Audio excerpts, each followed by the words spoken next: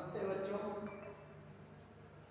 श्री श्याम शिक्षक प्रशिक्षण महाविद्यालय द्वारा संचालित ऑनलाइन क्लासेज में आपका हार्दिक अभिनंदन है। आज हम बीएड सेकेंड ईयर के एक सब्जेक्ट समावेशी स्कूल बनाना विषय से संबंधित कुछ बिंदुओं पर चर्चा करेंगे। आज का जो हमारा प्रकरण रहेगा वो रहेगा समावेशी पाठ्यक्रम। समावेशी पाठ्यक्रम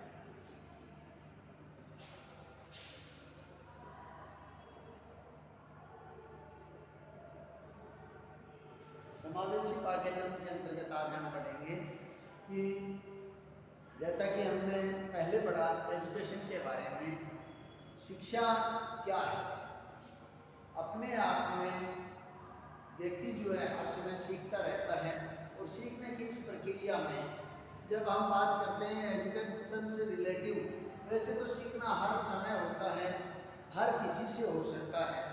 जन्म से लेकर मृत्यु पर्यंत तक व्यक्ति सीखता रहता है, या दूसरे शब्दों में हम कहें कि अधिगम की जो प्रक्रिया है वो कुछ मनोवैज्ञानिकों के अनुसार जन्म से ही नहीं बल्कि गर्भावस्था से ही शुरू हो जाती है और गर्भावस्था से ही लेकर और पूरे जीवन भर व्यक्ति सीखता रहता है। इस सीखने की जो प्रक्रिया है, शिक्षा की जो प्रक्रिया है, वो अपने आप में यह एक प्रक्रिया विकास की प्रक्रिया है। शिक्षा जो है अपने आप में विकास की प्रक्रिया है और शिक्षा के माध्यम से सर्वांगीण विकास होता है किसी भी व्यक्ति का। और जैसे ही शिक्षा अपने आप में महत्वपूर्ण योगदान देती है इस विकास की प्रक्रिया में, तो इसमें अपने आप में सबसे महत्वपूर्ण जो बिंदु है वो शिक्षा के उसके लिए जरूरी है कि वो एक निश्चित हो, किसी विशिष्ट उद्देश्य की प्राप्ति करवाने में हमारे लिए सहायक हो। तो जिसके लिए हमें जरूरत पड़ती है पाठ्यक्रम की। शिक्षा में पाठ्यक्रम का अपना अहम योगदान होता है, बहुत ही महत्वपूर्ण रोल होता है। तो पाठ्यक्रम की जब हम बात करें तो अपने आप में पाठ्यक्रम जो शब्द है वो अंग्रेजी के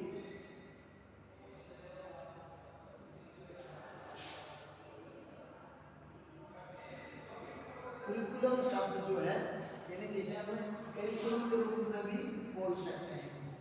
करिकुलम शब्द का हिंदी रूपांतरण पाठ्यक्रम है। और करिकुलम जो शब्द है वो एक लैटिन भाषा के कुरेर शब्द से निकल कर आया है।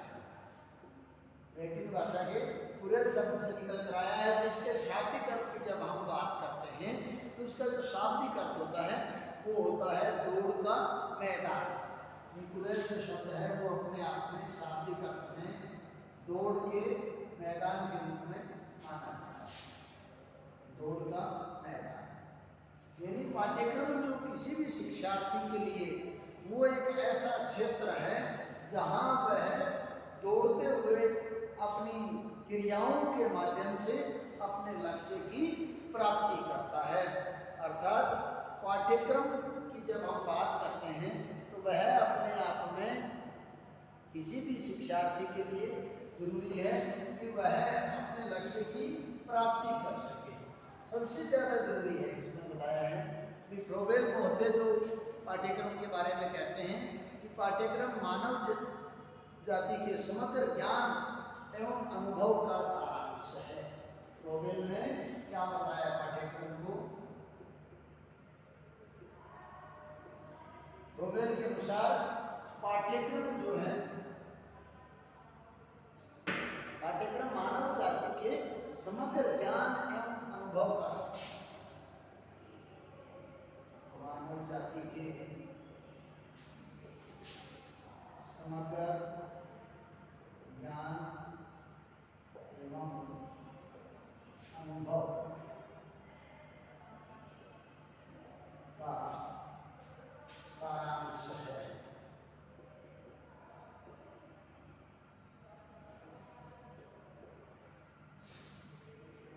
पाठ्यक्रम को फ्रोबेल मोहते कहते हैं कि पाठ्यक्रम मानव जाति के समग्र ज्ञान, संपूर्ण ज्ञान जो उन्होंने प्राप्त किया है और उसके साथ साथ उसके द्वारा प्राप्त किए हुए अनुभव का सारांश बताया है। जो भी उसने अपनी जिंदगी में एक्सपीरियंस हासिल किया हो, जो भी मानव जाति का जो अनुभव है, उसका जो ज्ञान है, उन सबके सारांश के रूप में पाठ्यक्रम को माना गया है। इसमें पाठ्यक्रम के अंतर्गत क्या है कि निश्चित उद्देश्य की प्राप्ति के लिए निश्चित शैक्षणिक स्तर पर प्रयुक्त देश, काल और परिस्थितियों को ध्यान में रखते हुए, यानी अनुदेशन संबंधित विषयों पर क्रमबद्ध ढंग से तैयार की गई जो सामग्री है, वो अपने आप में पाठ्यक्रम है। यानी इसके लिए महत्वपूर्ण बातें, एक तो निश्चित उद्देश्य है,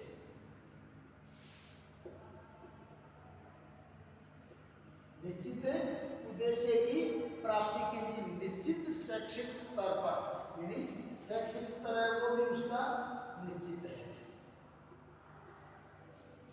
निश्चित उद्देश्य के लिए निश्चित शैक्षिक स्तर पर दोनों चीजें निर्धारित है। इसमें उद्देश्य भी निर्धारित है और शैक्षिक स्तर है वो भी निर्धारित है।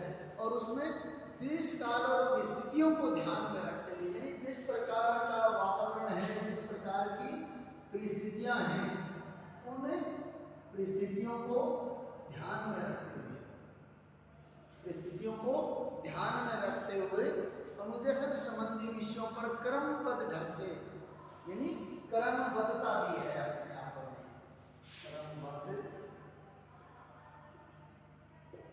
ढंग से तैयार की गई विषय जो सामग्री है वो अपने आप में पाठ्यक्रम, क्रमबद्ध ढंग से तैयार की गई विषय सामग्री,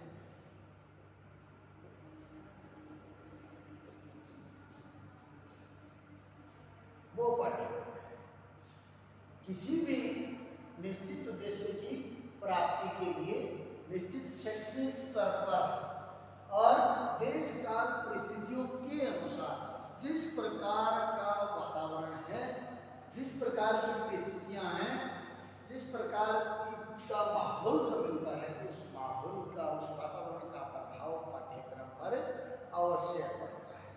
यानी जैसा वातावरण मिलता है उस वातावरण का प्रभाव, वातावरणीय कारक अपने आप में अहम रोल निभाते हैं। तत्कालीन जो समाज है, उस समय देश की स्थिति क्या है, उस स्थिति का वर्णन पाठ्यक्रम में किया जाता है, वो सबसे ज़्यादा महत्वपूर्ण है। तो अपने आप में उस देश काल परिस्थितियों के अनुसार, उनकी स्थिति के अनुसार क्रमबद्ध ढंग से तैयार की गई विषय सामग्री पाठ्यक्रम कहलाती है। अब जैसा कि आप लोग समझे होंगे कि रोबेल महोदय कहते हैं कि मानव जाति के समग्र ज्ञान और अनुभव का जो सारांश है वो अपने आप में पाठ्यक्रम है। और दूसरा निश्चित रूप से बताया गया इसमें कि निश्चित उद्देश्य की प्राप्ति के लिए किसी निश्चित शैक्षिक स्तर पर देश, काल और परिस्थितियों को ध्यान में रखते हुए उनके अनुसार उनके अनुदेशन संबंधी विषयों पर, इन्हें देश, काल, परिस्थितियों को ध्यान में रखते हुए अनुदेशन संबंधी विषयों पर क्रमबद्ध ढंग से तैयार की गई विषय सामग्री पाठ्यक्रम का स्वरूप होती है, पाठ्यक्रम के रूप में जानी जाती है। अब पाठ्यक्रम की जब हम बात करते हैं, इसके रूप क्या है पाठ्यक्रम के, तो उनके बारे में देखते हैं हम।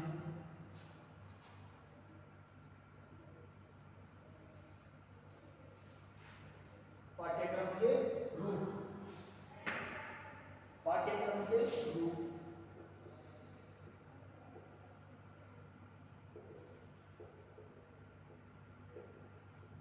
दो रूप है।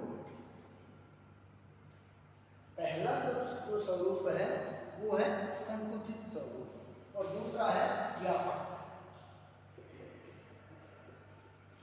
पहला स्वरूप इसका है संकुचित और दूसरा व्यापक। अब जब संकुचित स्वरूप की बात आती है तो वो अपने आप में केवल पुस्तकीय ज्ञान, यानी जो पुस्तकों से संबंधित ज्ञान है वह इसका संकुचित स्वरूप है, पुस्तकीय ज्ञान, वो इसके संकुचित स्वरूप में माना जाता है। और दूसरा जो स्वरूप है जिसमें हम व्यापक पाठ्यक्रम की बात करते हैं, तो उसमें क्या है, शिक्षा के उद्देश्य और जीवन लक्ष्यों की जो प्राप्ति है, इसमें पाठ्य सहगामी क्रियाएं शामिल हैं। व्यापक स्वरूप की जब बात तो शिक्षा के उद्देश्यों और जीवन लक्ष्यों की प्राप्ति, जीवन लक्ष्यों की प्राप्ति के लिए जो पाठ्य सहगामी क्रियाएं की जाती हैं, यानी पाठ्य सहगामी क्रियाएं,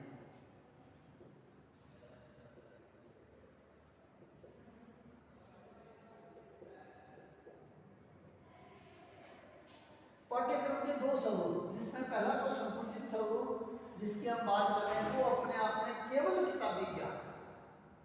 अगर हम बच्चे को शिक्षा के रूप में केवल किताबी ज्ञान दे रहे हैं, हमारी एजुकेशन में अगर हम रटंत प्रणाली हम जिसकी बात करते हैं, केवल अगर वो किताबी ज्ञान हम बच्चे को दे रहे हैं तो वह उसके पाठ्यक्रम का समग्र रूप नहीं है, वो केवल एक कोना मात्र है।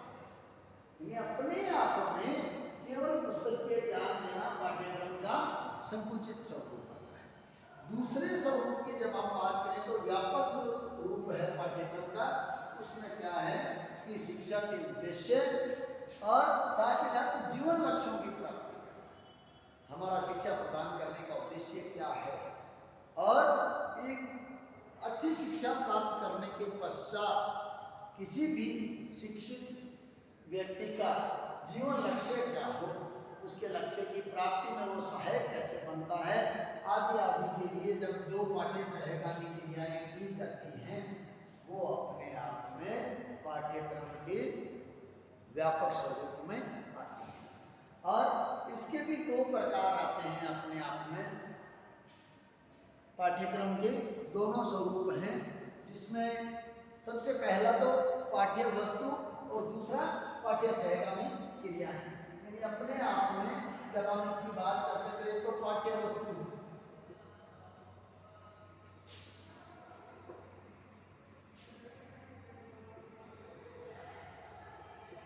पाठ्य वस्तु के जो रूप है उसमें हम बात करें, जब पाठ्य वस्तु के अंतर्गत क्या है कि केवल ज्ञानात्मक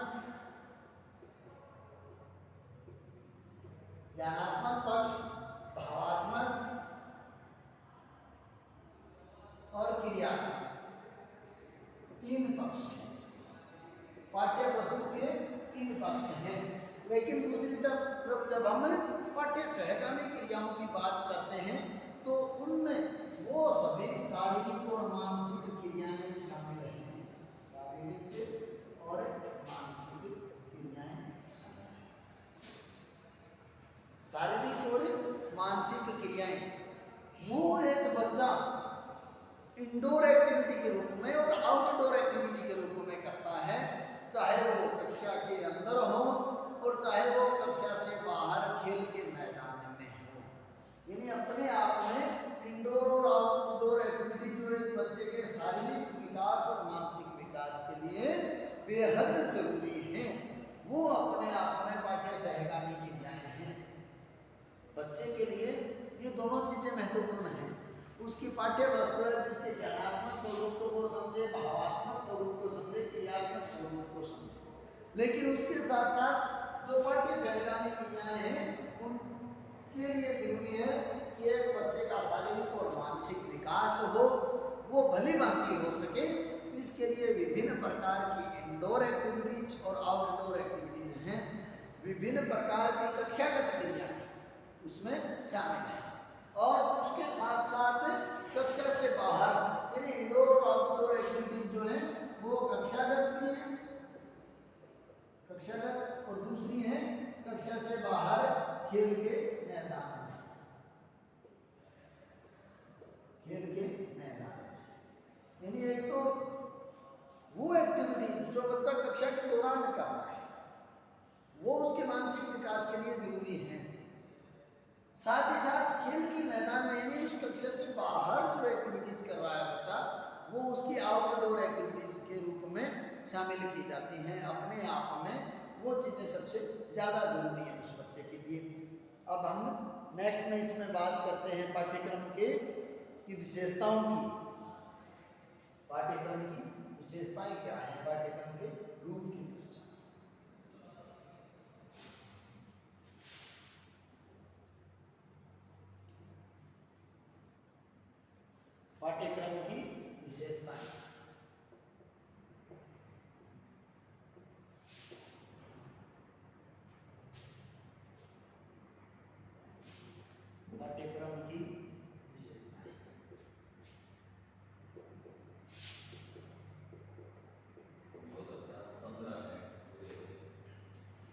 यानी पाठ्यक्रम की विशेषताओं की जब बात आती है तो वो सबसे बड़ी महत्वपूर्ण विशेषता पाठ्यक्रम की है कि वह बच्चे के सर्वांगीण विकास में सहायक होता है। एक अच्छा जो पाठ्यक्रम है वो बच्चे के सर्वांगीण विकास में सहायक, बच्चे के सर्वांगीण विकास में सहायक,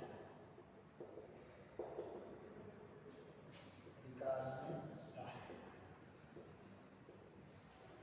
अब एक अच्छा पाठ्यक्रम है वो बच्चे के सर्वांगीण विकास में सहायक है।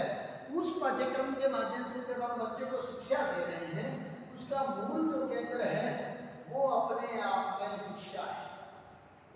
मूल जो केंद्र है पाठ्यक्रम के माध्यम से हमें शिक्षा दे रहे हैं बच्चे को, लेकिन उस शिक्षा के माध्यम से उस पाठ्यक्रम के अंतर्गत शिक्षा प्राप्त करते हुए बच्चे का शारीरिक विकास, शारीरिक विकास, उस बच्चे का नैतिक विकास, उस बच्चे का मानसिक विकास,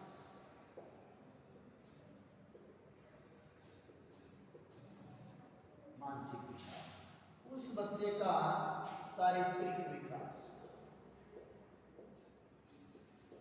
चारित्रिक विकास, उस बच्चे का आध्यात्मिक विकास,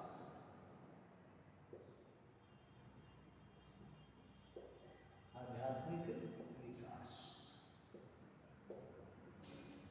उस बच्चे का सांस्कृतिक विकास,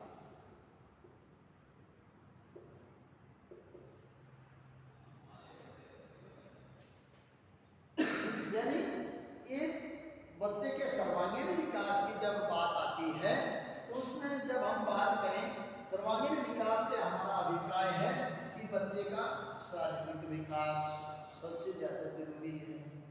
जब तक कहा भी गया है हमारे शास्त्रों में कि पहला सुख निरोगी का है, शारीरिक रूप से बच्चा स्वस्थ होना सबसे ज्यादा जरूरी। अगर बच्चा शारीरिक रूप से स्वस्थ नहीं होता है तो वह मानसिक रूप से भी स्वस्थ नहीं रहेगा। तो यदि एक स्वस्थ शरीर में स्वस्थ मस्तिष्क का निवास होता है, शारीरिक विकास बच्चे का अच्छे तरीके से होता है तो उसका मानसिक विकास भी भली भांति हो पाएगा। यह सबसे ज्यादा जरूरी है। स्वस्थ शरीर में स्वस्थ मन, स्वस्थ शरीर और स्वस्थ मन। एक स्वस्थ शरीर में एक स्वस्थ मन का निवास होता है तो बच्चा शारीरिक रूप से हष्ट-पुष्ट होना जरूरी है। और शिक्षा के माध्यम से प्रयास रहता है हमारा कि बच्चे का शारीरिक विकास हो। इसके लिए विभिन्न प्रकार की शारीरिक क्रियाएं बच्चे से करवाई जाती हैं। विभिन्न प्रकार के खेल खेलना जो कि हमारी शिक्षा का एक महत्वपूर्ण पार्ट होता है। विभिन्न प्रकार के खेलों के माध्यम से बच्चे का शारीरिक विकास पर ध्यान दिया जाता है। और दूसरी बात ये कि मानसिक विकास, खेल के माध्यम से बच्चे का मानसिक विकास भी होता है। अचानक से निर्णय ले पाना, किसी भी खेल की एक्टिविटी को जब हम करवाते हैं तो वहाँ बच्चे को निर्णय लेने पड़ते हैं अपने खेल के दौरान अनेकों प्रकार के, तो वह निर्णय लेने की क्षमता का विकास भी बच्चे में होता है जो कि उसके मानसिक विकास का परिचायक है। बच्चा खेलते खेलते अपने खेल के बारे में जो भी डिसीजन लेता है, मन से जब उसका जुड़ाव होता है उसका मन प्रफुल्लित रहता है। और प्रफुल्लित मन जब होगा तो किसी भी प्रकार की उसे चिंता नहीं रहती है, किसी भी प्रकार की कुंठा उसके मन में नहीं आती है। उस बच्चे को अन्य बच्चों के साथ घुलने मिलने का अवसर मिलता है। खेल के माध्यम से जब खेल की भावना से बच्चे खेलते हैं तो मानसिक रूप से भी विकसित होते हैं और शारीरिक रूप से भी विकसित होते हैं।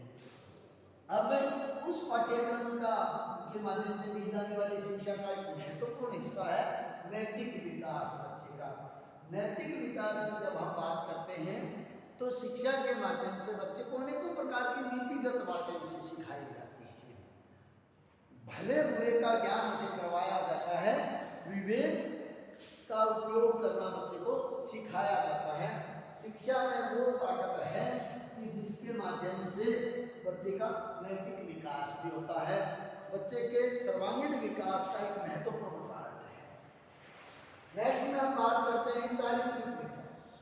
शिक्षा के माध्यम से चारित्रिक विकास बच्चे का संभव है और सबसे ज्यादा जरूरी है कि हमारे पास अगर धन नहीं है तो कोई बात नहीं है, लेकिन सबसे बड़ा जो धन है किसी भी व्यक्ति का वो उसका चरित्र होता है। और चारित्रिक विकास जब बच्चे का नहीं हो पाएगा तो अनेकों प्रकार की सुख सुविधाएं चाहे हम उसे कितनी भी उपलब्ध करवा दें, बच्चे के सर्वांगीण विकास की हम कल्पना नहीं कर सकते।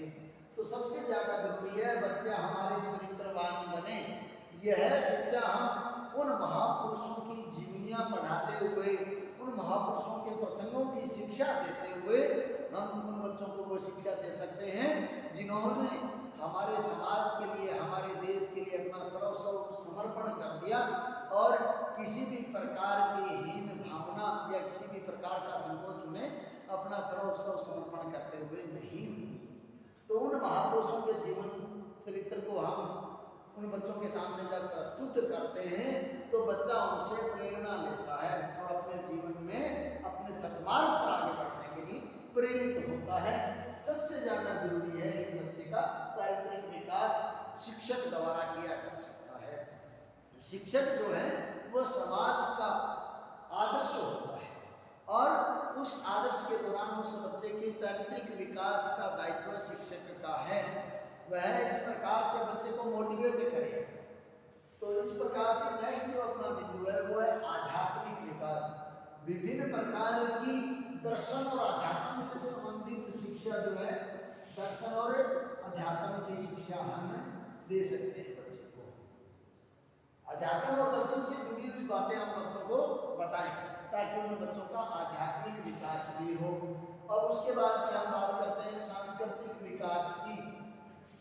सांस्कृतिक विकास से हमारा अभिप्राय है कि हमारी सभ्यता और संस्कृति से जुड़ी हुई वो बातें हम बच्चों को बताएं। यानी सांस्कृतिक विकास जो हमारी भारतीय सभ्यता और संस्कृति जो विश्व में सबसे प्राचीन है, एक प्राचीन सभ्यता और संस्कृति वाले देश में हम निवास कर रहे हैं, ये हमारे लिए बड़े गौरव की बात है।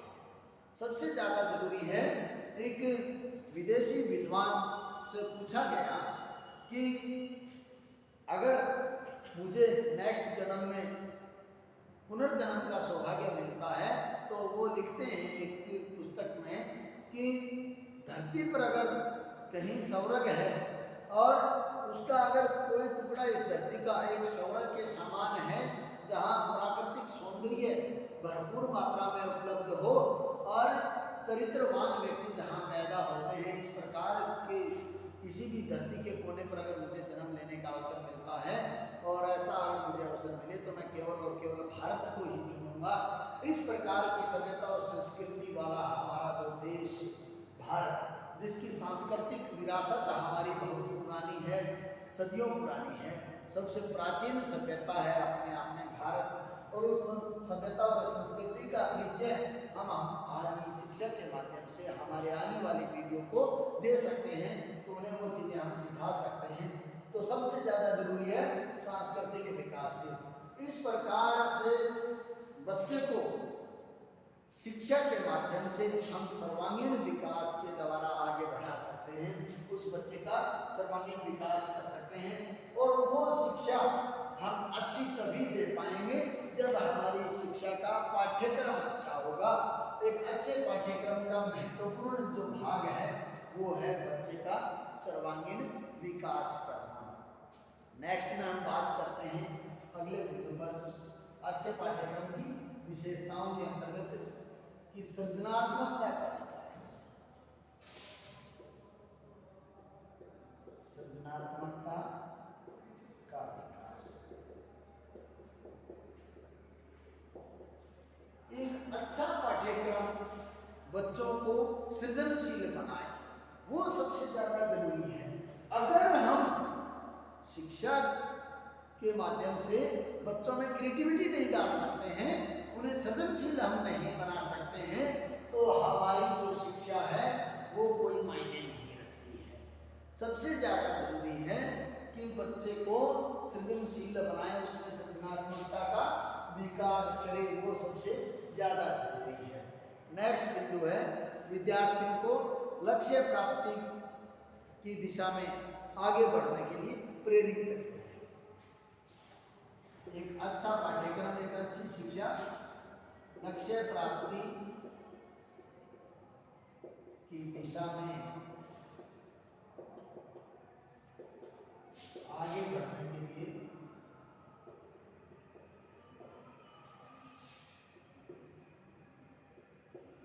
प्रेरित करें।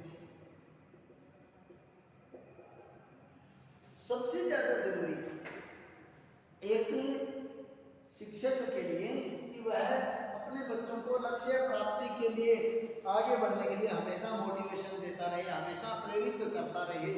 एक विद्वान ने लिखा भी है कि जो शिक्षक बच्चे को पढ़ने के लिए प्रेरित नहीं कर सकता है, वो दरअसल मूर्ख लोहार की तरह होता है, जो केवल ठंडे लोहे पर हथौड़े मारता है। यानी जो टीचर अपने स्टूडेंट्स को प्रेरित नहीं कर पाता है, जो मोटिवेट नहीं कर पाए, वह शिक्षक उस मूर्ख लोहार की तरह होता है। यानी वो लोहार जो हमेशा लोहे को गर्म करके पीटता है और उसे मनचाहा आकार दे देता है। लोहार जो होता है हमेशा लोहे को गर्म करते हुए पीटता है ताकि उसे वो मनचाही आकृति में ढाल सके। अगर वही लोहार ठंडे लोहे को पीटना शुरू कर दे तो वो उसका आकार बदल सकता है, बेडोल जरूर कर सकता है, लेकिन मनचाहे आकार में नहीं ढाला जा सकता। उसी प्रकार से शिक्षा के माध्यम से जो शिक्षक है वो बच्चे को मोटिवेट नहीं कर सकता है, प्रेरित नहीं कर सकता है, तो वह उस मूर्ख लोहार के समान। तो उसी प्रकार से जब हम लक्ष्य प्राप्ति के लिए उसकी दिशा में आगे बढ़ने के लिए हमारे स्टूडेंट्स को मोटिवेट नहीं कर पाए, प्रेरित नहीं कर पाते हैं, तो हमारी शिक्षा कोई मायने नहीं रखती है। एक अच्छी शिक्षा, एक अच्छा शैक्षणिक पाठ्यक्रम वह माना जाता है जो बच्चों को लक्ष्य की प्राप्ति के लिए आगे बढ़ने के लिए मोटिवेट करे, प्रेरित करे। अब नेक्स्ट अपने आप में क्या है, अच्छे पाठ्यक्रम की विशेषता सांस्कृतिक हस्तांतरण। सांस्कृतिक हस्तांतरण में उपयोगी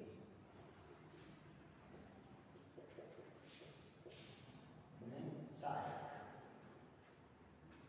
सबसे ज्यादा जरूरी एक अच्छा पाठ्यक्रम जो है वो सांस्कृतिक हस्तांतरण में सहायक होता है। जो भी हमारी सांस्कृतिक विरासत है वो अगली नई पीढ़ी को सौंपे। जब हम अपनी सभ्यता और संस्कृति के बारे में आने वाली पीढ़ी को बताते हैं तो वो केवल और केवल पाठ्यक्रम का एक हिस्सा बना सकते हैं उसे, और पाठ्यक्रम का हिस्सा बनाकर ही उसे आने वाली पीढ़ी को सौंपा जा सकता है। तो इस प्रकार से एक अच्छे पाठ्यक्रम की काफ़ी विशेषताएं हैं जो कि बच्चे के विकास में सहायक है, सृजनात्मकता का विकास करता है, लक्ष्य प्राप्ति की दिशा में आगे बढ़ाता है, और साथ ही साथ वह उन विद्यार्थियों के लिए सबसे ज़्यादा जरूरी है सांस्कृतिक हस्तांतरण में भी सहायक सिद्ध होता है। नेक्स्ट अपना बिंदु है, उस पर अब हम देखते हैं क्या है, पाठ्यक्रम के मूल तत्व क्या है। पाठ्यक्रम के मूल तत्व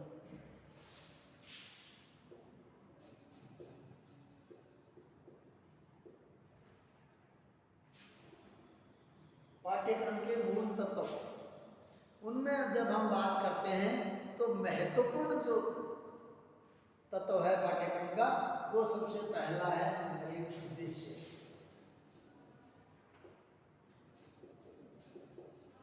उद्देश्य कोई भी पाठ्यक्रम है वो शिक्षण विधियों तथा प्रेक्षण का नियोजन करता है।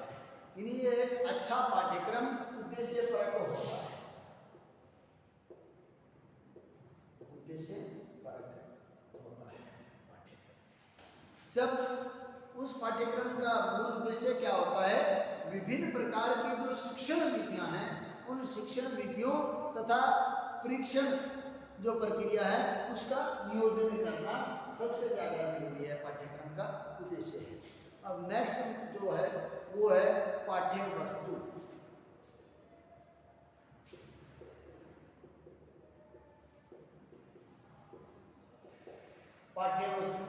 पाठ्य वस्तु की जब हम बात करते हैं तो इसका स्वरूप अपने आप में बहुत बड़ा बन जाता है। यानी पाठ्य वस्तु का जो स्वरूप है वो व्यापक होता है और अधिगम की जो परिस्थितियां हैं वो उस पाठ्य वस्तु के स्वरूप को प्रभावित करती है। अधिगम परिस्थितियां, अधिगम परिस्थितियां